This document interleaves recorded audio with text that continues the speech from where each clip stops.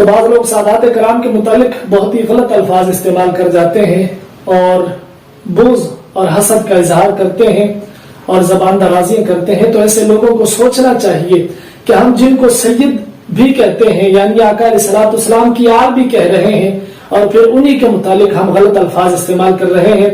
تو اگر آقا علیہ الصلوۃ والسلام ناراض ہوئے تو پھر کیا بنے گا؟ اس حوالے سے ایک حکایت کہ حضرت عبداللہ بن مبارک رحمۃ اللہ تعالی علیہ ایک دفعہ تشریف لے جا رہے تھے تو ایک نادر سید زادے سے آپ کی ملاقات ہوئی. تو وہ سید زادے آپ سے کہنے لگے کہ آپ کی تو بہت شان ہے جبکہ میں سید زادہ ہونے کے باوجود کم مرتبے والا ہوں.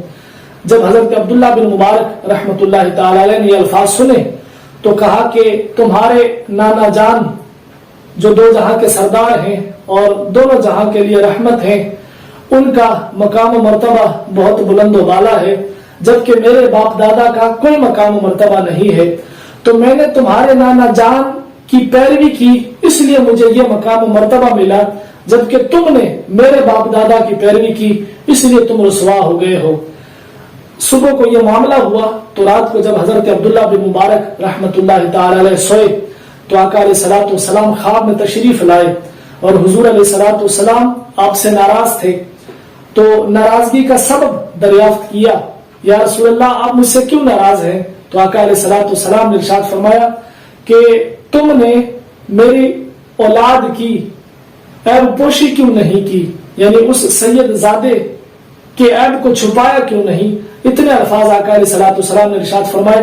تو حضرت عبداللہ بن مبارک رحمۃ اللہ تعالی علیہ بیدار ہوئے تو جیسے ہی صبح ہوئی تو آپ اس سید زادے کی تلاش میں نکل پڑے. تو ادھر اس سید زادے کے خواب میں بھی حضور علیہ الصلوۃ والسلام تشریف لائے اور آقا علیہ الصلوۃ والسلام نے اس سید زادے سے کہا کہ اگر تمہارے اعمال درست ہوتے تو عبداللہ کیوں تمہاری توہین کرتا. اتنے الفاظ کہے کہ سید زادے کی آنکھ کھلی اور وہ بھی بیدار ہوئے. تو جیسے ہی صبح ہوئی وہ بھی حضرت عبداللہ بن مبارک رحمۃ اللہ تعالی علیہ کی تلاش میں نکل پڑے. دونوں ایک دوسرے کو تلاش کر رہے تھے کہ اتفاقاً ان دونوں کی ملاقات ایک جگہ پر ہوئی. تو دونوں نے ایک دوسرے کو خواب سنائے اور پھر ایک دوسرے سے معافی مانگی.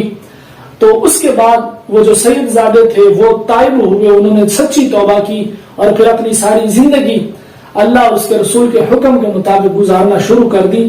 تو دیکھیں حضرت عبداللہ بن مبارک رحمۃ اللہ تعالی علیہ نے جو الفاظ کہتے ان کی وجہ سے آقا علیہ الصلوۃ والسلام کو انہوں نے خواب میں اس حالت میں دیکھا کہ حضور علیہ الصلوۃ والسلام ان سے